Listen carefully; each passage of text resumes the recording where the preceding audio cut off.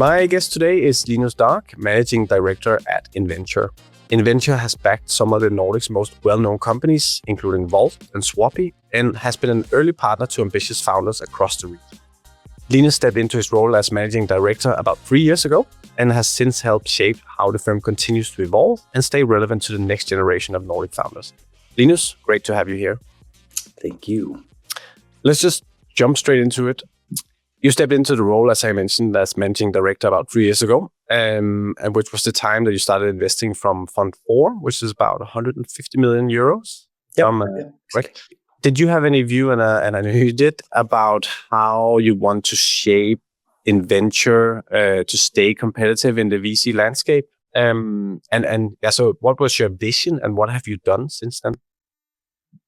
Yeah, I mean, if I take one step back, the senior guys who were part of, starting the firm and have been there ever since, they reached out or they started sort of testing and checking with me if I wanted to take over at some point years earlier, multiple years before I ended up taking it.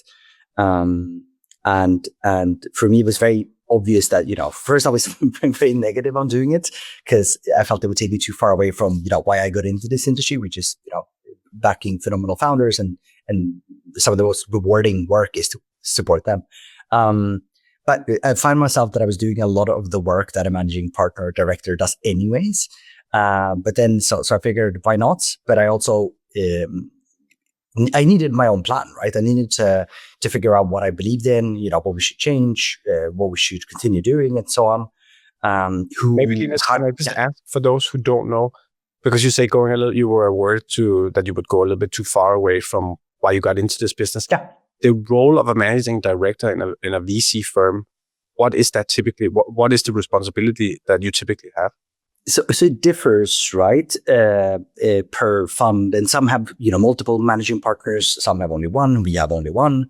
And for us, it means that you take a bit more sort of responsibility of all the people that work here. So you're the one basically like setting direction in many ways of where to go, who should be, does the team look like? So if there's any hiring or firing or whatever, you need to do that. In our case, it also means that you typically lead fundraising. So you also are the one that typically goes out and talk to potential limited partners. And we've had to rebuild, for example, our entire strategy for how to attract international capital. So it's more like all of a sudden, it became where I had to change, my day to day. Like my weeks didn't look the same, right?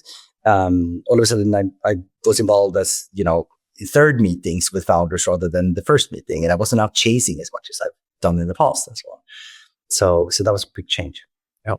Okay. And then, sorry, I just thought it was interesting to hear because I don't think people always realize what it actually entails to be a managing director in whether it's consultancy or a VC firm and whatnot. But then you took over this role. What vision did you have and hopefully still do for Inventure? And what have you done to sort of try to move towards that vision?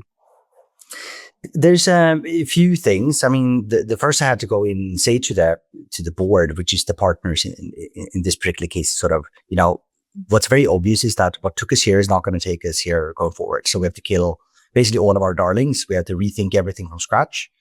If you're not sort of, stay true to what you do every day, then nothing else matters, to be honest. So that can be pretty hard to hear when you've been part of building something. So, but thankfully the guys handled it well. I think there was a few bits and pieces. I felt that the market had changed a lot. So in order to stay relevant, we had to play different games than we had been playing in the past. I felt that the success that we had historically as well had been great, right? I mean, otherwise we would never be in a situation where we do a generational shift. But I felt that we could do more when it comes to proactively doing different things to optimize for higher likelihood of success. When it comes to like being even more obsessed with certain things internally and being more obsessed about, the founders that we back and how we support them and whatnot. We had a big operations team when I took over and we've had to let everyone go basically. And this was sort of And when I say operations team, I mean the operations team that supported our portfolio companies. Just one big learning was also that doesn't work, in our opinion, in pre-seed and seed when you're a generalist like we are. And why? Yeah, why is that? Is that because it's does it end up being too expensive for the fund, or does it not add enough value, or? So we had when we set it out already back in 2017 when I joined, it was meant to be we wanted it to lead to act like that the people working with us should be so good that founders wanted to work with them. So, and that kind of never really happened, first of all. So like it never became this sort of like flywheel that sort of supported everything from support to then all the way back to sourcing. That never really took off. The second thing, which is very tricky for someone in that position, you tend to work for a subset of the companies that need you the most, but might not always be the ones that actually add where you should spend your time. That's one. Second, it tends to be a situation where every day you spend with those companies in our portfolio, you typically means that you don't spend it with the companies outside, which means that you're not picking up what's cooking broadly in the ecosystem or what's the latest in product-led growth or go-to-market or hiring or stuff like that. If you don't spend, so we felt that the people that were here, they need to spend so much time outside, and then you're like, yeah, isn't it better then? So we actually went to a retainer model where we now are using purely for talent purposes and recruiting and so on. So we have a firm that supports us on a retainer instead of having someone in-house. Then I think the biggest shift, really, if I'm taking one step back, is sort of the cultural element. We needed to, jack up the risk levels a bit. We needed to take different types of bets that we had done, especially in a couple of the funds historically. And that is more like a cultural shift, right? It's about, what gets you excited? Do you dare to look stupid when you propose something because it's so completely out there, off, right? And a core philosophy of ours that I know we'll talk a little bit more later is obviously we're extremely founder-centric, and everyone says that, but then it comes down to how you actually productize that, how you make that into a framework and how you execute on that. And that has probably been the biggest shift in how we operate in the last three and a half. And there was one other thing where you said, and I also spoke to your colleague Lauri, who I know from before, that to stay competitive, you need to go bigger in the rounds you join. Yeah. Is that something that's come in the last couple of years, or has it been like that for a while? And also, why is that? So there's in this market, I think you don't have to. First of all, I think it depends on fund size and where you think you have a right to win. So you can obviously decide if you want to be a relatively small fund, relatively nimble. It's about doing 35 to 40 to 50 bets per fund, and let's say you have about 80 million fund or something. Then ownership doesn't matter that much. It obviously matters that you hit a few of the outstanding companies, but statistically, you should be able to hit it. Then the other way to see it, right, is if you want to go on have a different strategy, which is you want to be a lot more aggressive and have a slightly more concentrated portfolio. You also want to beat competition differently. And in our case, it means that we want to offer a founder product that we think is optimal for very ambitious founders. And that means that typically they will go out and try to raise let's say 4 to 6 million euros in their seed rounds rather than the sort of historical kind of 3-ish. And in order to do that, we think it's a bad founder product to go out and say, hey, we can do it. Let's say it's a 6 million round. We can do it with 3. We still have to find a co-investor. In the Nordics, that's typically been another generalist fund from the Nordics on average. And then we don't think you sort of expand the network as well as we could optimize if you want to optimize for the companies. And we don't get the ownership that makes it very appealing if that company really takes off with a larger fund. So as you go bigger, ownership starts to matter more, is the easy way to put it. When you're small and nimble, it matters less if you have as long as you're not super concentrated. Is this also, again, sort of quoting a little bit, you and I spoke before, and I spoke with Lauri about this, that you looked into the data historically, Inventure's historical data, and saw that some of the best bets you've done have been those larger bets. And also because to compete, I mean, with the US firms and London-based firms where the rounds are often very, very large. Is that also that's also a factor here, I assume? Yeah, we looked at the data for the past 20 years, and it was very clear. A few things were clear. One was that when we made the earliest bets and made significant bets in the first rounds, that tended to be our best performing companies financially. Second is whenever we saved too much money for reserves, after the third round, we tended to perform worse whenever we invested in a fourth round in a company. The other piece to that is, I think one of the most important things as a VC is to figure out when to break the rules or when to abide with the rules.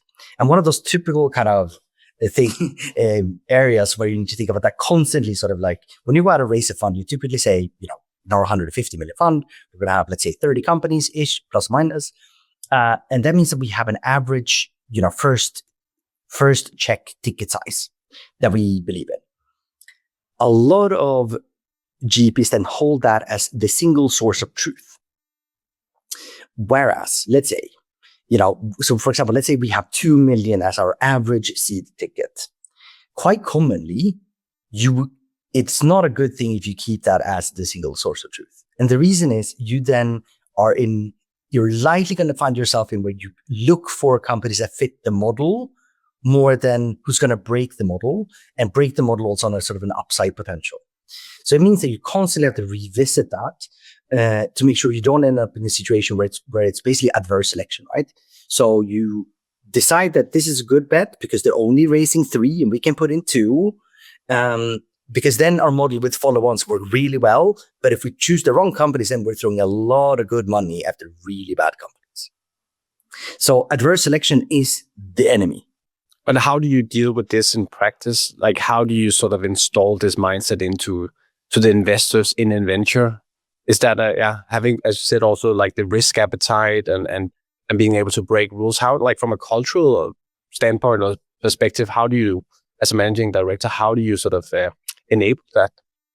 I think one, obviously we talk a lot about it, like obviously let's make sure that we know what the enemy is in this particular case.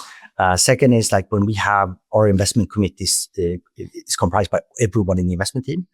So whenever someone wants to bring something up as a potential investment, then we need to voice our concerns if we don't think we're really swinging for it. If someone comes in and says, hey, we can own 9% of this company, we'll put in 2.5 million or whatever. There's like, no, why don't we do 4? And then we get to, let's say, 14%. We're not going to do it at 2.5, get 9. That's a shitty deal. Yep. I think that's also been where my role had to change, right? Before I was the one presenting a lot of those opportunities to the committee. Whereas now, given that I've been doing a little bit less of that, it's meant that I had to be the other guy who says like, we're not swinging for it. We're not taking enough risk. Like, we're not really, do you believe in this or not? Like, are you willing to resign if we don't do this deal?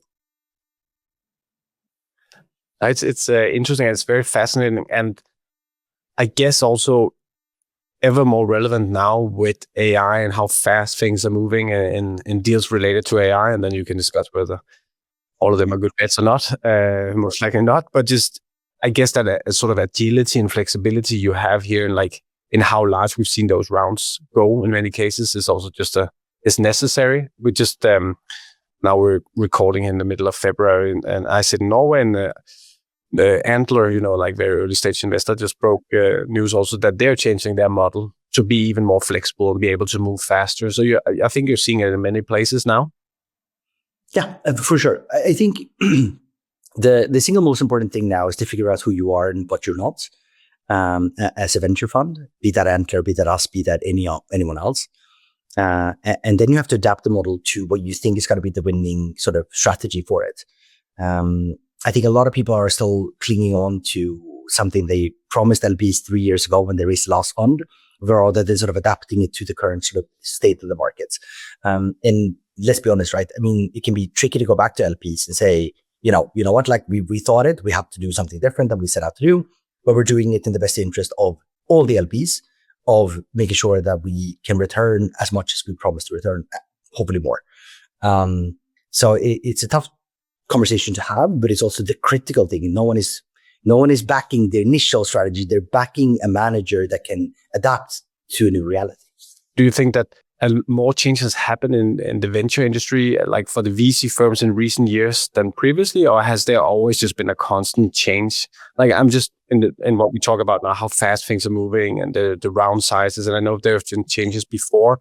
And the reason why I actually thought about this question is because I wonder how you manage that towards LPs. Also, when you raise new funds, a lot of questions baked into one, but like, yeah, could you just talk a little bit about that? The being in the venture space, and at least from my point of view, a lot is just happening very, very quickly.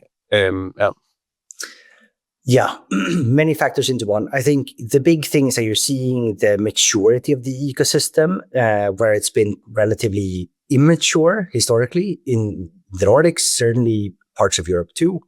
And it's becoming more mature now, where you're playing more of a similar game to what you're doing in the US. Not one-to-one, we're still catching up, right? But in many ways, there's maturity there.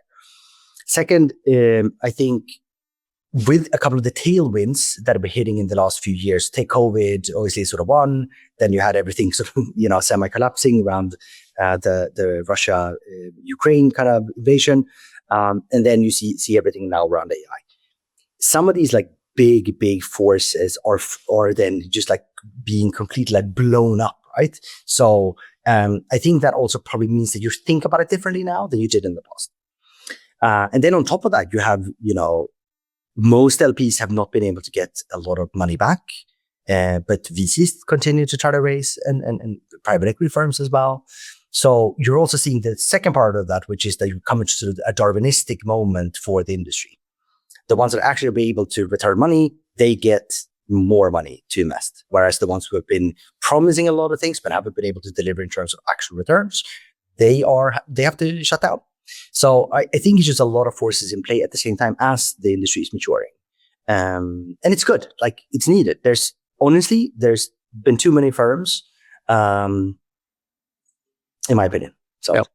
Oh, there have been a lot of firms, and I think many are about to raise this year, next year, and some have just raised.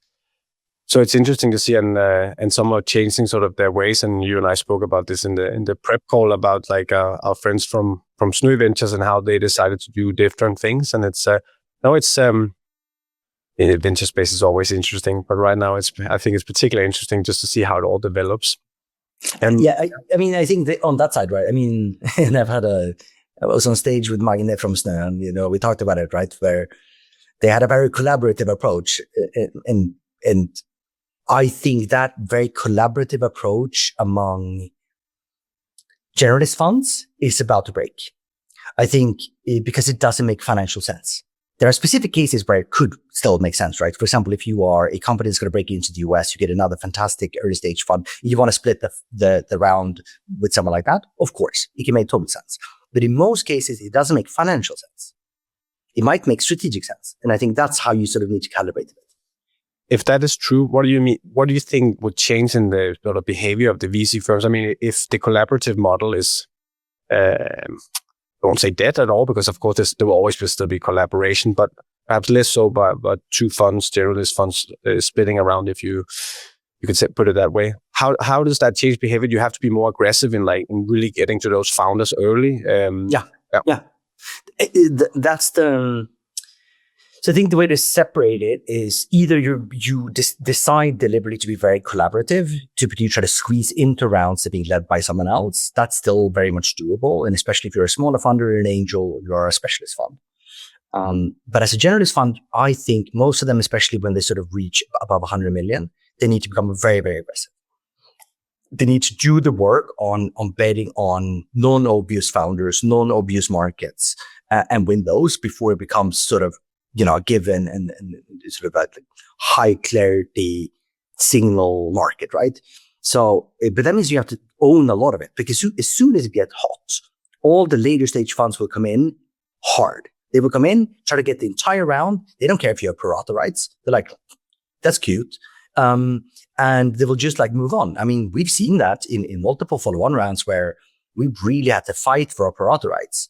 Buying secondaries from previous employees, fighting tooth and nail, trying to, that's how it works. It's only going to get worse for the outliers, because there's always more capital available than what's, for the best ones. So it's very evident to me that, like it changes the game. If you're used to being collaborative and you're a certain size, that's got to be very hard to succeed with going forward.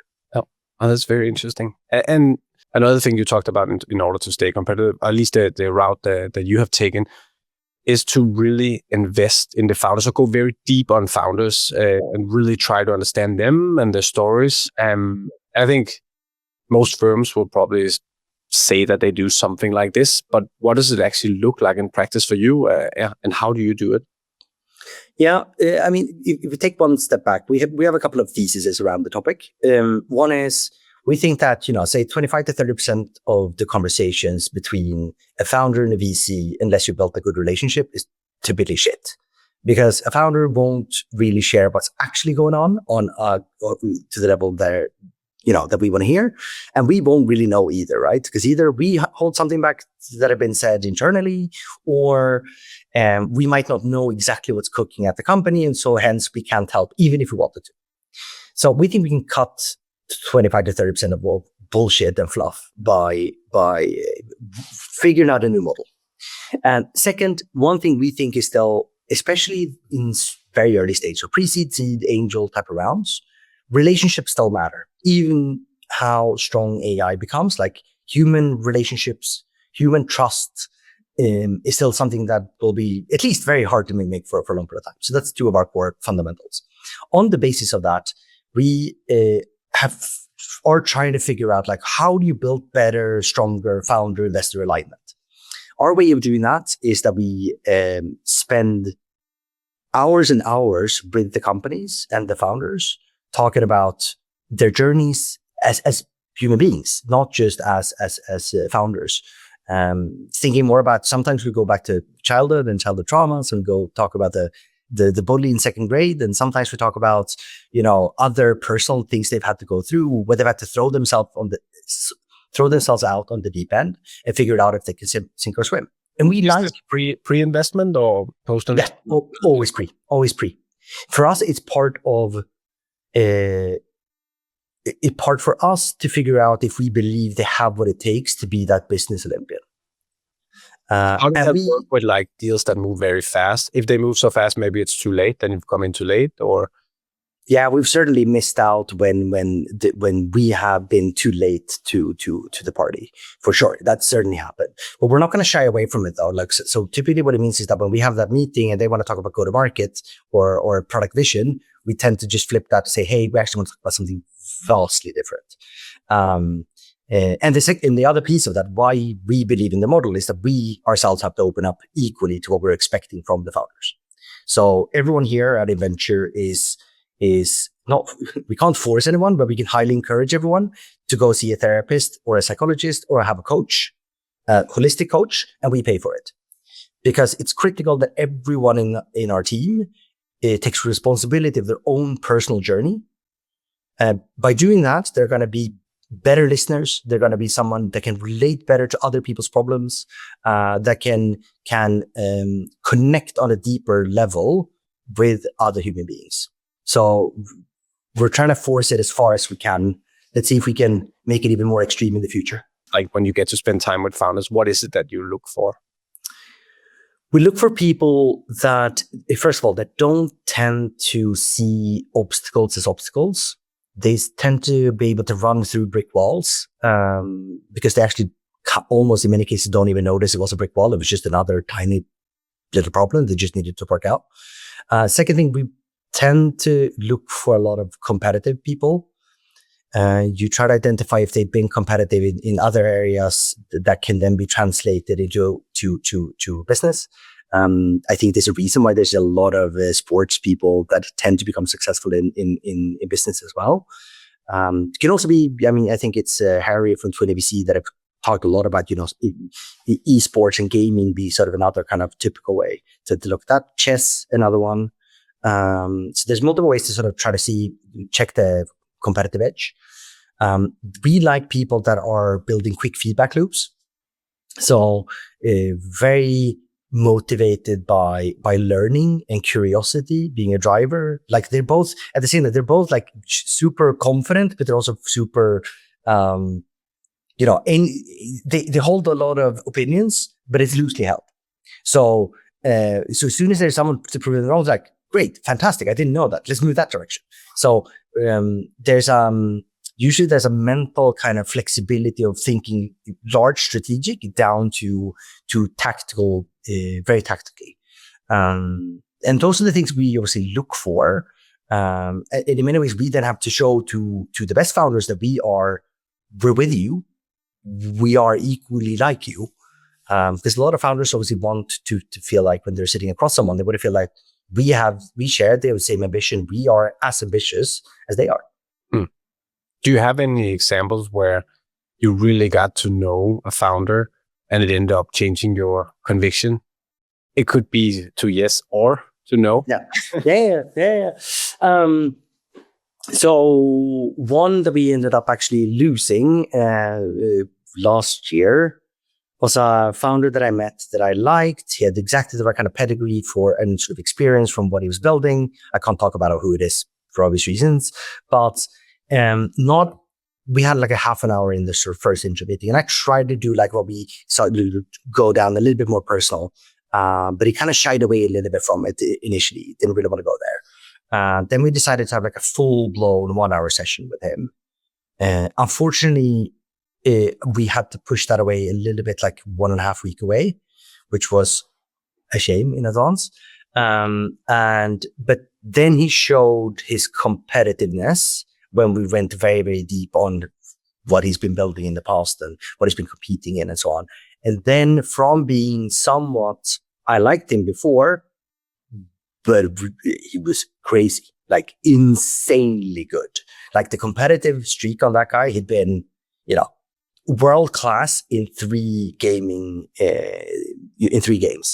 as a teenager. So then we were like, okay, not worried about his competitive edge. Other things that we obviously still had to probe on and so on, but it certainly changed my mind on, because that was not visible. You could never see his CV unless you go there and have that conversation. It's not visible.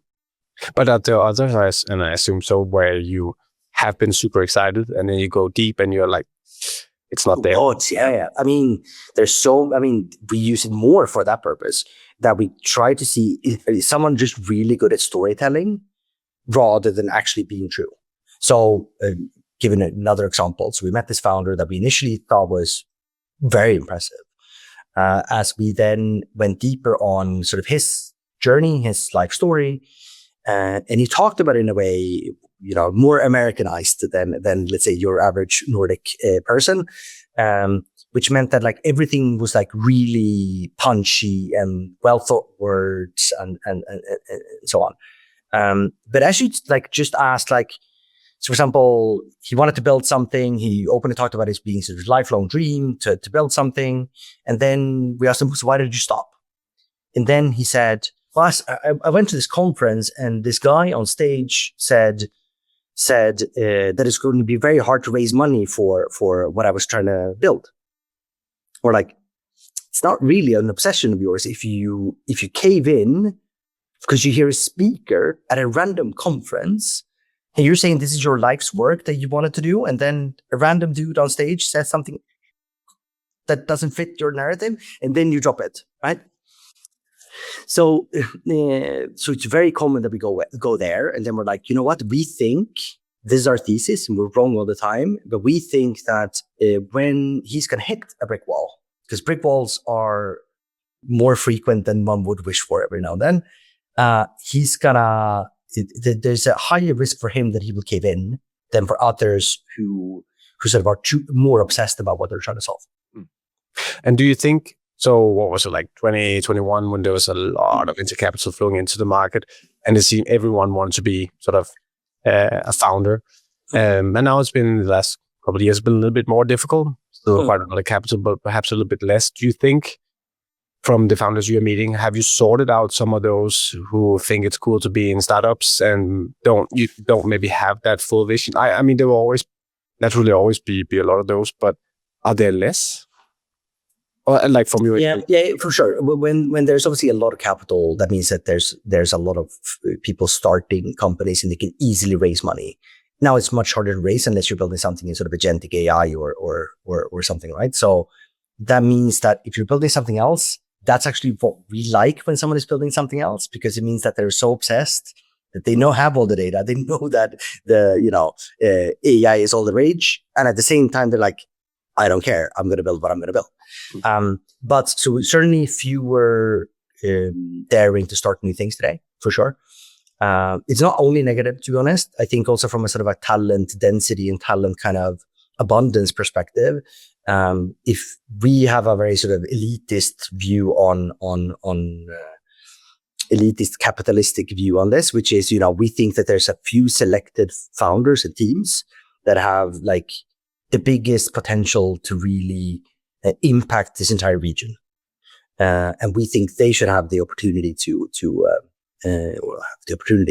if they can have fantastic talent that want to join them, that's usually better than someone testing out and getting a small angel round.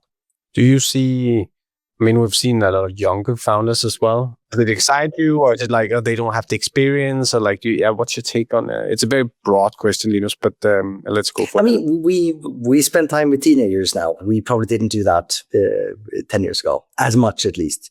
You see at, places like Founders House in Stockholm and now also in Helsinki, as they've opened up there. Freight in Helsinki is crazy as well. Stockholm School of Economics, their business lab. Startup lab in Norway, all of the Nordics and Baltics. We see the same, right? The founders are becoming younger. They can build a lot more because they're AI native and can run things just by themselves. Like they don't even need to hire. So we're certainly spending that time and find a lot of amazing talent there. Then I think from a pure investment perspective, it's sometimes they're a lot harder to evaluate from sort of a pure investment perspective. They're also a little bit harder to connect with on the same side because, first of all, I'm an very old dude compared to them. So like you don't click maybe potentially all the same way. And obviously if you're 16 or 17, you haven't seen a lot. So when you talk about their journey, they're like, yeah, I finished junior high school and here I am. It's a very different type of profile to figure out whether they have that in them. I think we've seen both the ones that truly make it and are these exceptional founders, but we've also seen the other side, right? Where someone who's been, it's a couple of folks here locally that everyone talked about 5 years ago, and they worked like crazy, raised insane rounds, and then they got completely burned out. Because you haven't figured out the filter also on balancing your life. Maybe when you're 17, you think you're invincible. You're going to work like you're invincible. But maybe you are, and maybe you're not. And the other thing is like, I'm just trying to think like me at 16, if I were to try to build a company, like, how little you know about the world. Now I'm saying that sound like a very old man here, but it's trying to having the responsibility for other people and building an entire company. As you say, you will find those sort of unicorns who can do it, but it's I would just think there's so many things like that experience would help you with, at least to avoid those pitfalls. But again, since things move so fast and yeah. We've always had that type of.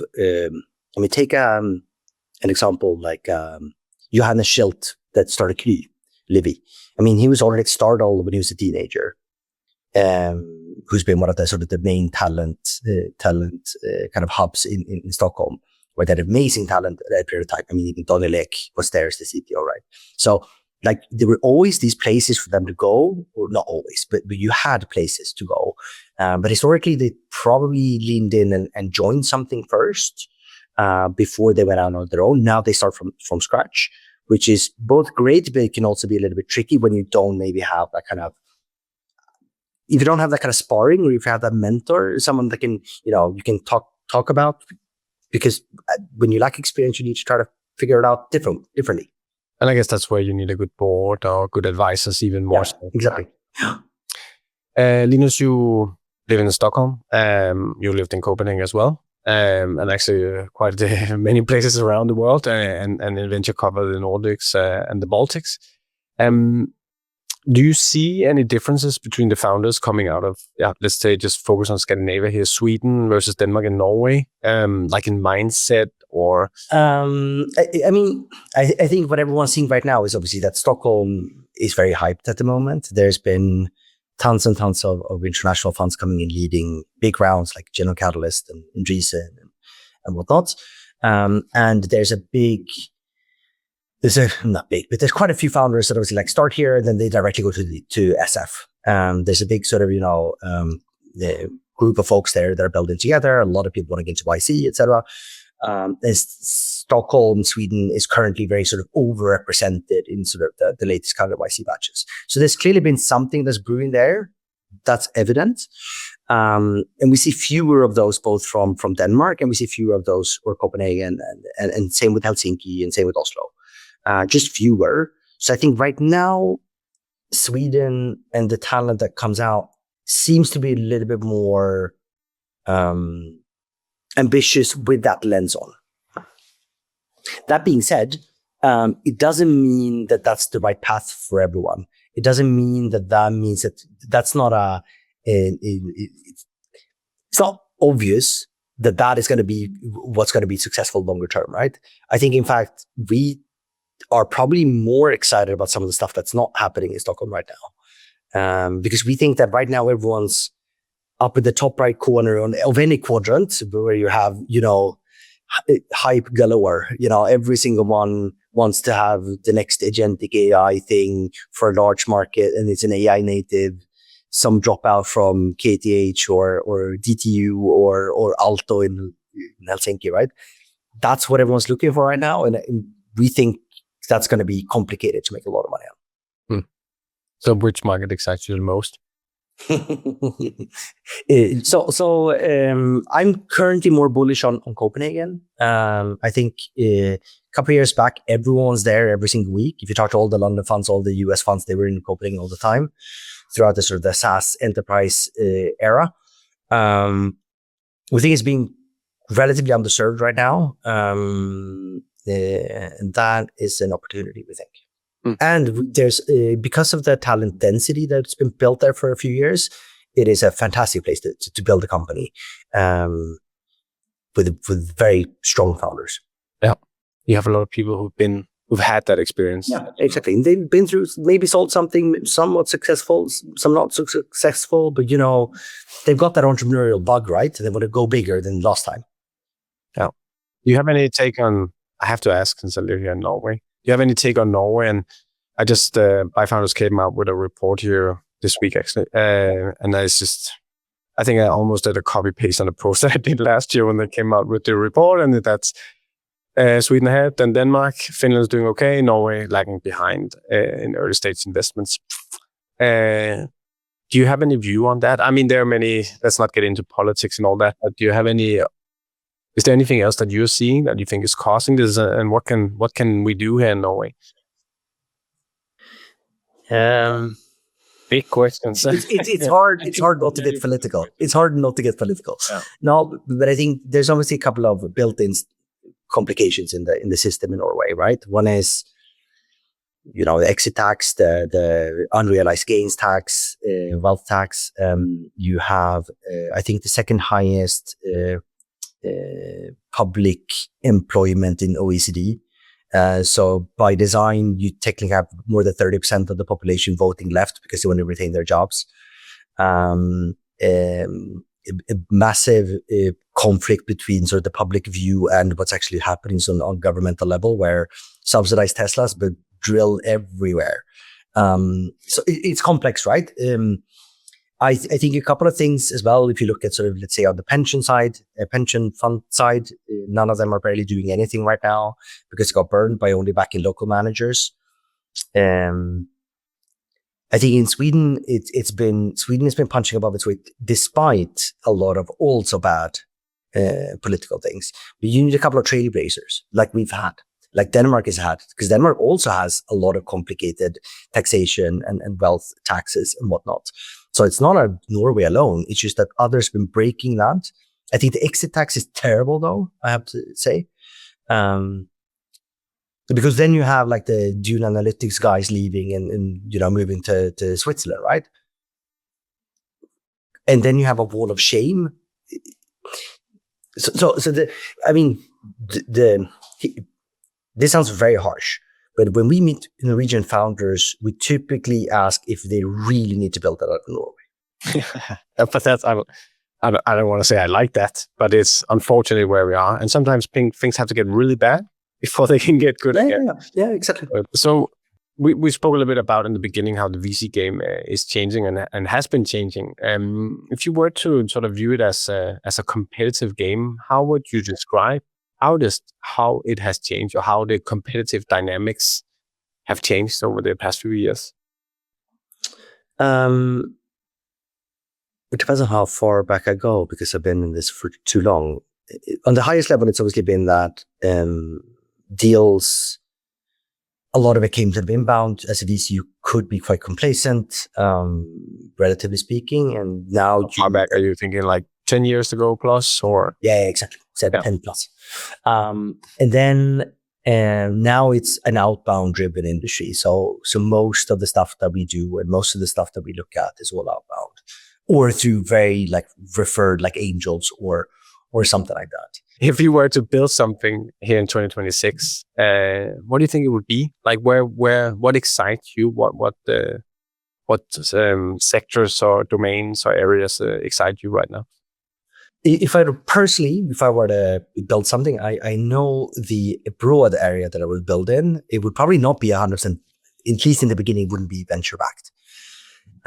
But I think in the age of AI and the age of internet or whatever, social media, what have you, I think people are getting lonelier. I think people aren't connecting the way they used to. They used to have context they went to. It could be everything from churches to sports teams to what have you, where you met up in person. It was something. I think people are losing that, and I've seen it in sort of older generation, my grandparents, and I've seen it even in people around me that might not have, for example, a family or something like that. So I would certainly try to build something in that space personally, because I think it's one of those things where technology will continue to compound, but human connection might fall a little bit behind. And I think we are only seeing the early innings of what that's going to do to sort of mental health, to connection, to happiness levels and extremes. I think I had a long conversation with a colleague of mine today, because we talk a lot about psychology and that kind of thing. There's something in committing to something and committing to something bigger than yourself. There's something in where you stop thinking about yourself as sort of the sole reference point and drop that ego act that we see a lot of right now. Because I think there's something in the commitment that makes you a better human being, where you become, you tend to want to help more people, tend to want to, just by committing, you're actually making a change. So I that's what I would try to build if I were to leave and later at some point. It's very noble. And it's, I started noticing more people just reading books on the bus. I take the bus book. And I was like, good for you. Yeah. Everyone else was just on their phone. So I have 2 young kids. So I'm dreaming of the day when I can read a book at home because the kids are playing by themselves. Yeah, that would be nice. Yeah. Do you have any predictions for 2026 in terms of sort of what's going to, for the venture landscape? It could be both it could be on the investor side or it could be on the startup side. Anything, if you just were to list one? I think, I'll do 2 quickly. I think this year and next year, you'll see a massive shrinkage of the entire venture industry, almost across every market. We've started to see the early innings of it. In the Nordics or across the globally? You'll see both globally, certainly in Europe. I think it's going to be more visible in the Nordics in that sense, because we're here, right? And you think that's from shutting down or smaller funds or? Combination, right? So you saw the Snare kind of thing, obviously, as one. Second piece is smaller funds. Third is, people leaving. I don't know if you noticed, but there's a big group of folks that are leaving the industry that came in roughly like COVID times. It's almost like an entire generation of junior or more junior professionals that came in, let's say 2020, 2021, and now all of them are leaving to build companies themselves, almost, or joining companies. So I think venture as an industry will significantly shrink, I think sort of 20 to 30% probably. I think as we look back on this time as well, if I take my second sort of prediction, I think we're going to see that close to no of the really big outliers were the ones that were the hottest deals in seed. Oh, exciting prediction. I'll have to have you back. I think the biggest companies is, statistically never are the hottest ones in seed. They usually get 1 or 2 term sheets, or sometimes just the one. Yeah. Even in A, it doesn't mean that it's obvious. Some of the best outliers tend to take a bit of time. Like Aura that we looked at it when I joined Inventure in 2017, 2018. Now an $11 billion company had a super hard time raising money. Yeah. So it's rarely the ones where you think it is. That's why, for example, come back to what we said before, dare to look stupid. Yeah. And let's end on that. Thank you so much, Linus. Of course. Love chatting with you. I think we went way over time here, so let's do that. I can tell that we did.